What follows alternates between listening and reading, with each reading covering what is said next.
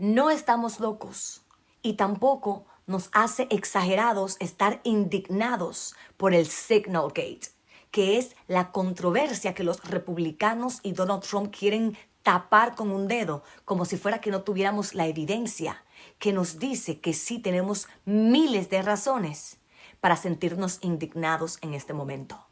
Mi nombre es Editor y les pido disculpas por este background. Usualmente no es el mío, estoy de viaje, pero no quería quedarme sin darles información importante que está sucediendo en este país. Así que gracias por ver este video en donde no tengo mi background, no tengo mi cámara profesional, tampoco tengo el micrófono profesional, pero creo que lo más importante es la sustancia de lo que les voy a dar en este video, porque sí, veo a muchos creadores de contenido que están hablando de lo que está sucediendo. Sin embargo, a pesar de que te han mostrado o han mostrado los mensajes, no los han traducido. Y yo agarré un video de CNN en donde ellos agarran la inteligencia artificial y leen mensaje por mensaje para que las personas lo escucharan como si fuera en una conversación. Así que lo que yo hice fue que agarré el video, lo traduje y quiero que ustedes escuchen la conversación que los más altos funcionarios de Donald Trump estaban teniendo en una aplicación que ya el Centro de Seguridad Nacional había advertido por lo menos hace un mes que no debía usarse porque Rusia ya le había encontrado la vuelta a la aplicación Signal para poder infiltrarse y tomar información. De hecho, incluso había salido que Rusia había logrado infiltrarse entre las conversaciones de las tropas ucranianas y precisamente por eso habían avisado que no se podían utilizar. Y estamos hablando de que el secretario de Defensa, el secretario de Estado, la directora de Seguridad Nacional, señores, los más altos funcionarios en los Estados Unidos estaban utilizando esta aplicación que no es vetada, que no es una aplicación aceptada para tratar información sensible de los Estados Unidos. Esto pudo haber sido catastrófico y el hecho de que el ataque a Yemen funcionó según ellos, porque déjenme decirles que ellos bombardearon un edificio de apartamentos porque uno de los hutíes fue a visitar a la novia. Ellos bombardearon un apartamento completo con decenas de familias para deshacerse de una sola persona cuando estaba visitando a la novia. Ustedes me están diciendo a mí que el ejército más grande e importante del mundo tiene que matar a decenas de civiles y familias para deshacerse de una sola persona cuando se supone que tienen la tecnología que tienen, cuando se supone que tienen espías, se supone que es lo mejor.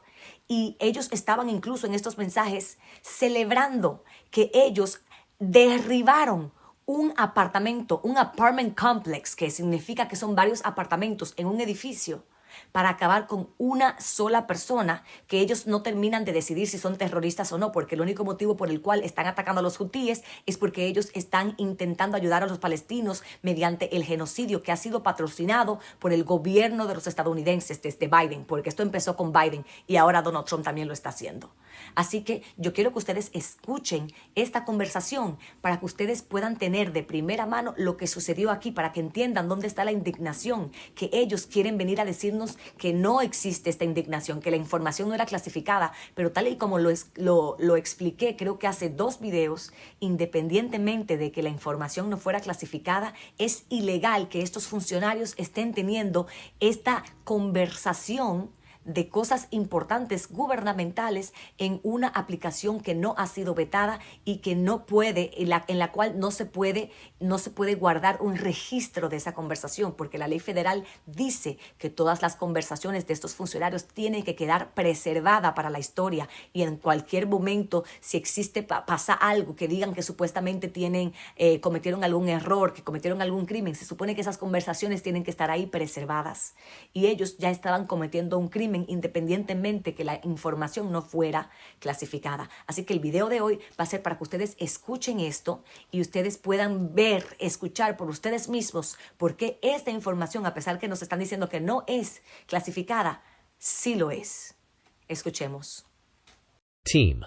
Establishing a principals group for coordination on Houthis, particularly for over the next 72 hours. My deputy Alex Wong is pulling together a Tiger team at deputy/agency chief of staff level, following up from the meeting in the sit room this morning for action items, and we'll be sending that out later this evening. Please provide the best staff POC from your team for us to coordinate with over the next couple days and over the weekend. Thanks. Mike Needham for State. Andy Baker for VP. Joe Kent for DNI. Dan Katz for Treasury. Dan Caldwell for DoD. Brian McCormick for NSC. Team, you should have a statement of conclusions with taskings per the President's guidance this morning in your high-side inboxes. State and DoD, we developed suggested notification lists for regional allies and partners. Joint Staff is sending this AM a more specific sequence of events in the coming days, and we will work with DoD to ensure COS, OVP, and POTUS are briefed. Team, I am out for the day doing an economic event in Michigan, but I think we are making a mistake. 3% of U.S. trade runs through the Suez. 40% of European trade does. There is a real risk that the public doesn't understand this, or why it's necessary. The strongest reason to do this is, as POTUS said, to send a message. But I am not sure the President is aware how inconsistent this is with his message on Europe right now. There's a further risk that we see a moderate to severe spike in oil prices. I am willing to support the consensus of the team and keep these concerns to myself. But there is a strong argument for delaying this a month, doing the messaging work on why this matters, seeing where the economy is, etc. There is nothing time-sensitive driving the timeline. We'll have the exact same options in a month. The Israelis will likely take strikes and therefore ask us for more support to replenish whatever they use against the Houthis. But that's a minor factor. I will send you the unclassed data we pulled on BAM shipping. From CIA perspective, we are mobilizing assets to support now, but a delay would not negatively impact us, and additional time would be used to identify better starting points for coverage on Houthi leadership. VP, I understand your concerns and fully support you raising with POTUS. Important considerations, most of which are tough to know how they play out. Economy, Ukraine peace, Gaza, etc. I think messaging is going to be tough no matter what. Nobody knows who the Houthis are, which is why we would need to stay focused on 1. Biden failed, and 2. Iran funded. Waiting a few weeks or a month does not fundamentally change the calculus. 2 immediate risks on waiting. 1. This leaks, and we look indecisive. 2. Israel takes an action first, or Gaza ceasefire falls apart, and we don't get to start this on our own terms. We can manage both. We are prepared to execute, and if I had final go or no-go vote, I believe we should. This, not about the Houthis. I see it as 2 things. 1. Restoring freedom of navigation, a core national interest, and 2. Re-establish deterrence, which Biden cratered. But we can easily pause. And if we do, I will do all we can to enforce 100% OPSEC. I welcome other thoughts. The trade figures we have are 15% of global and 30% of container. It's difficult to break that down to U.S. specific because much of the container, either going through the Red Sea still or around the Cape of Good Hope, are components going to Europe that turns into manufactured goods for transatlantic trade to the United States. Whether we pull the plug or not today, European navies do not have the capability to defend against the types of sophisticated, anti-ship, cruise missiles, and drones the Houthis are now using. So whether it's now or several weeks from now, it will have to be the United States that reopens these shipping lanes. Per the President's request, we are working with DoD and State to determine how to compile the cost associated and levy them on the Europeans. As we stated in the first PC, we have a fundamental decision of allowing the sea lanes to remain closed or to reopen them now or later. We are the only ones with the capability, unfortunately. From a messaging standpoint, we absolutely add this to of horribles on why the Europeans must invest in their defense. At Pete Hegseth, if you think we should do it, let's go. I just hate bailing Europe out again. Let's just make sure our messaging is tight here. And if there are things we can do up front to minimize risk to Saudi oil facilities, we should do it. VP, I fully share your loathing of European freeloading. It's pathetic. But Mike is correct. We are the only ones on the planet, on our side of the ledger, who can do this. Nobody else even close. Question is timing. I feel like now's as good a time as any, given POTUS' directive to reopen shipping lanes. I think we should go, but POTUS still retains 24 hours of decision space. As I heard it, the President was clear. Green light, but we soon make clear to Egypt and Europe what we expect in return. We also need to figure out how to enforce such a requirement. E.g., if Europe doesn't remunerate, then what? If the US successfully restores freedom of navigation at great cost, there needs to be some further economic gain extracted in return. Agree. Team update. Time now. 1144 ET. Weather is favorable. Just confirmed with CENTCOM, we are a go for mission launch. 1215 ET. F-18's launch.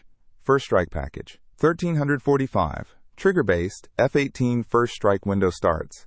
Target terrorist is at his known location, so should be on time. Also, strike drones launch. MQ-9s. 1410. More F-18s launch. Second strike package.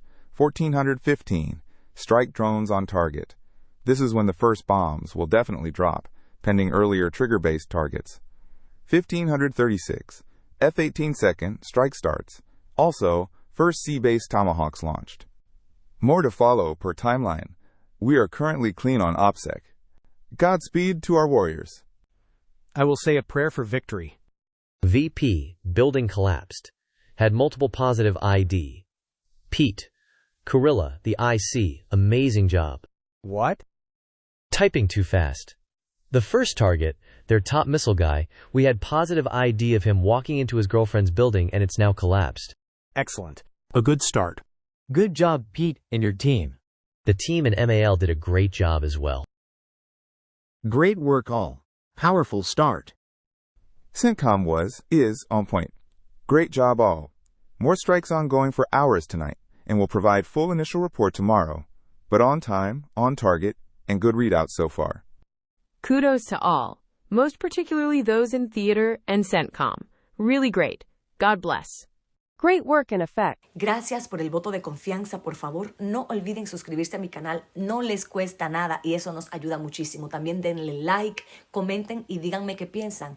Gracias y espero poder traerles un video más extenso mañana porque este tema sigue y hay otros temas que también quiero tratar, pero posiblemente voy a tener que esperarme para ir más a fondo cuando ya esté de regreso en casa la próxima semana. Nos vemos en la próxima.